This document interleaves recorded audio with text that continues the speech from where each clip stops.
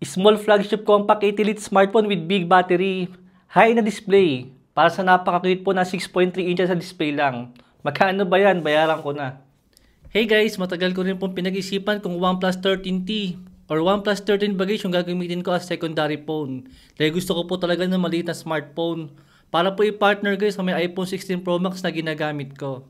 Tulad nga po guys sila iPhone 13 mini, saka po ng Galaxy S10e na kulang mga 6 inches lang po yung mga display nila.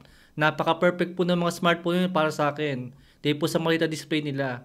Ang problema lang po ng mga smartphone na yun guys, napakaliit din po ng kanilang mga battery. At salamat nga po sa may silicon carbon na battery, naging possible po na magkasya dito guys yung 6 to 60 mAh siya battery. Dito po sa sobrang cute na display niya na 6.3 inches lang. Isipin mo mas malaki pa po yung kanyang battery sa may iPhone 16 Pro Max na merong 6.9 inches pero naka 4685 mAh lang po yung kanyang battery. Saka po dito sa may OnePlus 13 na 6000 mAh yung kanyang battery pero 6.82 inches yung kanyang display. Saka di hamak po guys sa mga pakinabangan natin yung saktong kapal lang po ng smartphone na meron pong maliit na display. Unlike po sa ginagawa po yung iPhone ngayon saka po ni Samsung. Nagagawa po sila napakanipis sa smartphone. Pero ang problema po, napakalit pa rin po ng mga battery nun. Compare po sa may Samsung Galaxy S25 Edge, sobrang nipis niya. Kasi yung kanyang batteries naka 39 mAh lang po siya.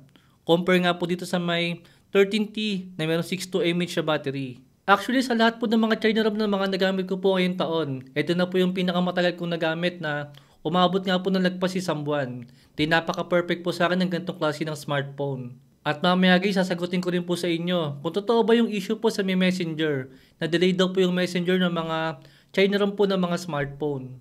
To be honest guys, pwede na po natin i-consider na rare or special edition po yung mga ganitong klase ng mga smartphone. Dahil kung dati normal lang po ang 6.3 inches sa display. Pero ngayon mahirap na nga po makahanap ng smartphone na mas mababa po sa may 6.5 inches yung display. Na understandable naman guys. Dahil nga gusto pa rin po natin na mas malaking display kaysa sa maliliit na mga smartphone. Dahil still po guys, mas maganda pa rin naman mag-games, saka mas maganda pa rin po manood ng movie, at mas maganda pa rin pong gamitin yung mga malalaking smartphone, compare nga po dito sa mga maliliit. Pero syempre guys, hindi naman lahat gusto ng malaking smartphone.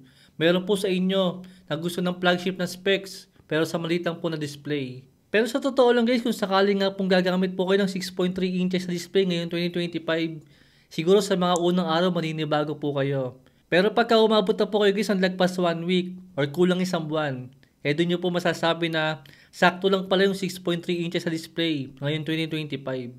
Lalo po guys sa mga senaryo na kailangan nyo pong gamitin yung smartphone nyo ng isang kamay lang.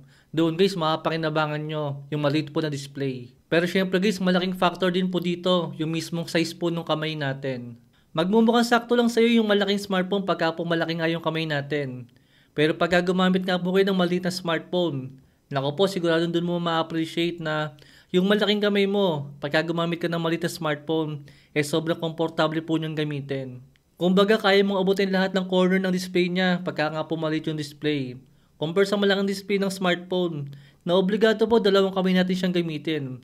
Or gamitin mo man siya ng isang kamay, malaki tendency baka po maibagsak natin yan. Kaya napaka-perfect po guys ang 6.3 inches. Kung more on pang chat, pang social media, at mga basic function lang na gagawin natin dito. Dito po guys sa may body po ng OnePlus 13T. Naka-matte texture glass back po yan. Aluminum frame po siya sa may all sides. Naka-IP65 water and dust resistant. With crystal shield protection sa may display po niya. In short, flagship level din po yan. Dito naman sa may display po niya, 6.3 inches nga po siya. With AMOLED display at 120Hz refresh rate. Basic na yan guys. Pero asahan nyo, naka-LTPO AMOLED display din po yan. Dolby Vision, HDR10 pa sa display. Same po ng ibang malalaking display ng mga smartphone. Masyadong overkill ang kanyang klase ng display para sa isang 6.3 inches lang. Saka po kung mapapansin nyo, halos full screen display din po yan. At napakanipis po ng ating bezel dito. Tsaka naka-optical in-display fingerprint din po siya dyan guys. Dito po sa may camera niya, naka-dual 50 megapixel po siya sa main camera, saka isang 50 megapixel din po na telephoto lens, at 16 megapixel na front selfie camera. Yan po yung ilang sample picture ko sa kanya. Yan po yung telephoto lens niya na 2x zoom. Napakalinaw niya guys at napakaganda rin po ng mga shots natin.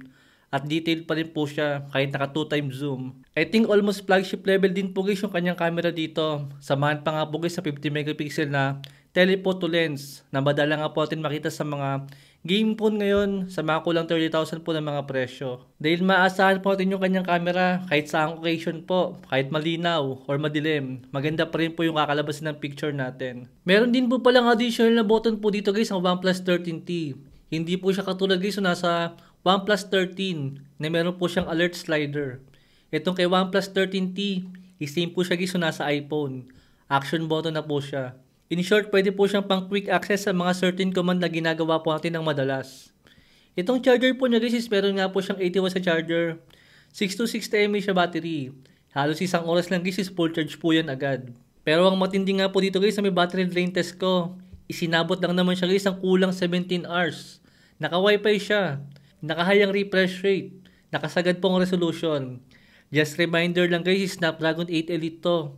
Kaya para umabot po siya ng almost 17 hours. I think panalo na po yun. Dahil nagtataka po ako guys, may napanood po ko mga nag-review po ng ibang smartphone ni Vivo. Hindi ko na lang po papangalanan kung sino. Sinabi po nila na napakatagal daw pumalobat ang smartphone ni Vivo. Na umaabot nga raw po guys ng kulang 24 hours. Pero pagka tinignan nyo naman yung specs, grabe guys, napakababa nung kanyang specs. Display pa lang po is hindi siya naka-AMOLED. Walang HDR. Tapos naka 720p pa guys yung kanilang resolution. Mataas nga yung battery nila. Pero napakahina po nung processor niya. Napakababa po nung resolution. Malamang syempre guys matagal malobat yan. Pero dito nga po sa mga flagship, ibang usapan po. Sagad po lahat ng settings niya. Napakalakas ng processor. Pero napakatagal din pong malobat.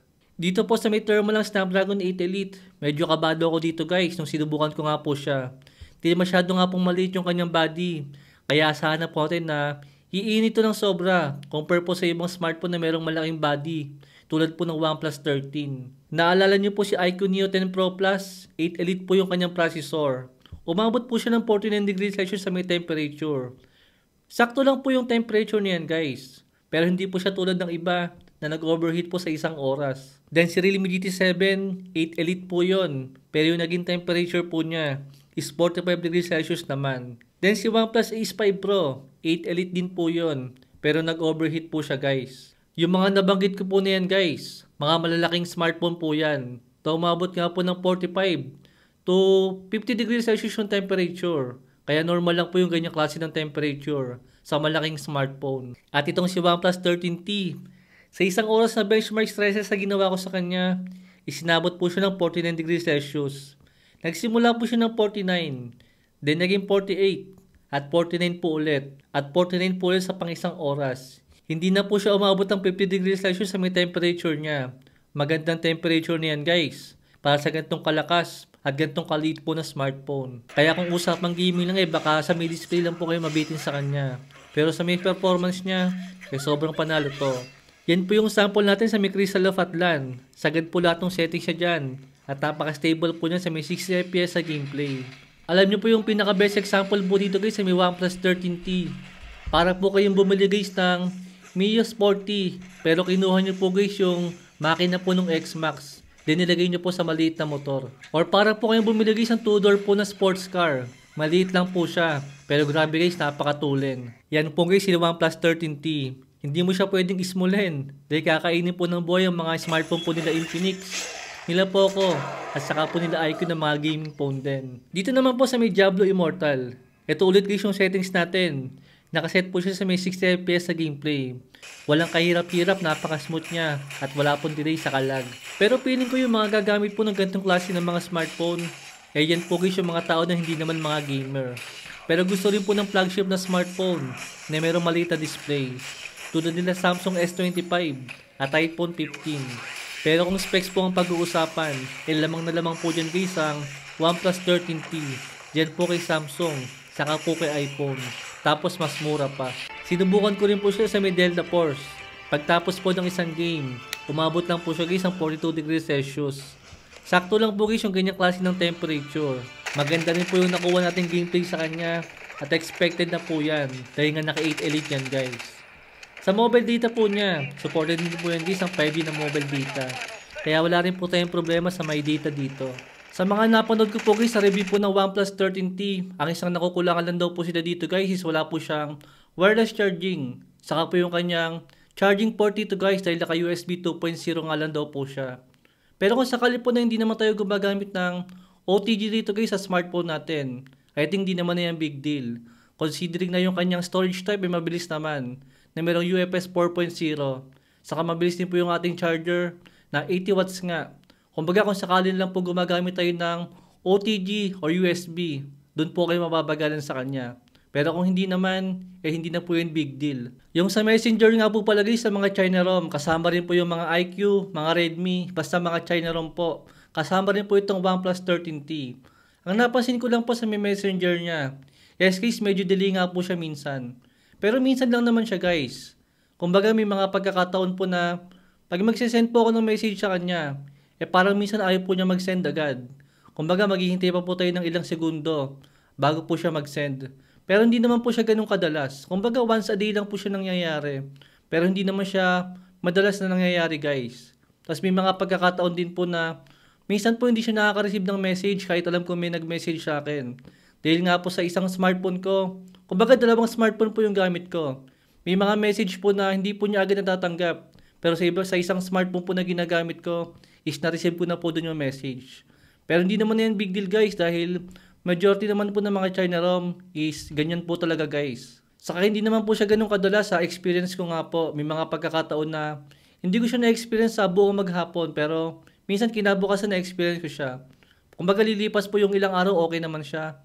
Pero may mga pagkakataon po na minsan delay po talaga siya. Sa ngayon po itong si OnePlus 13T, ang isa sa pinakamurang 8 Elite Compact Flagship Smartphone na makukuha natin. Ngayon 2025 nga. Sa kulang 30,000 po na presyo.